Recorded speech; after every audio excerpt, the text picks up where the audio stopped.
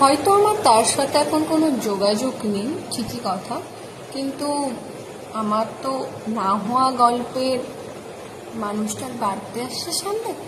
আমি এখন তাকে আর আগের মতো ফোন করে উইশ করতে পারবো না, তাই আমি আমার তার মাধ্যমে নিলাম।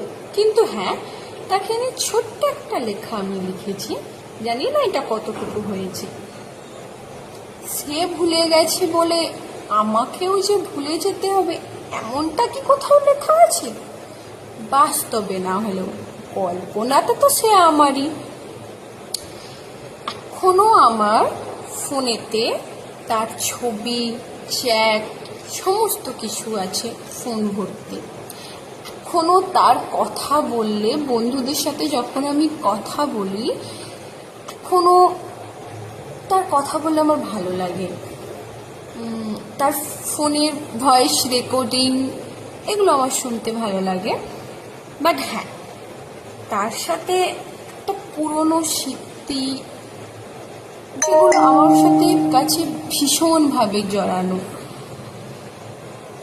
না না, তাকে আমি ফিরে পাওয়ার বায়না করছি না, আমার দিক থেকেও দরজাটা বন্ধ করে দিয়েছি।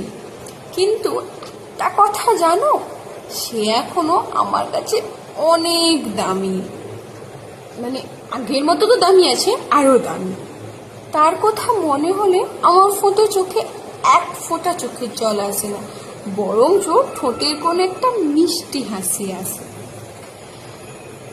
হ্যাঁ, অনেক দিন তো হলো, অনেকটা মাসও হলো, তবুও এখনো আমি তাকে পাগলের মতো ভালোবাসি, পাগলের মতো ভীষণ ভালোবাসি। একতরফা ভালোবেসে দুঃখে, কষ্টে, আনন্দে মিলেমিশে একাকার কেটে যাচ্ছে দিন, আর কেটে যাচ্ছে আমার দিন। আর আমি তো সব সময় বলি, ভালোবাসা সামান্য নয়, সীমাহীন ভালোবাসা।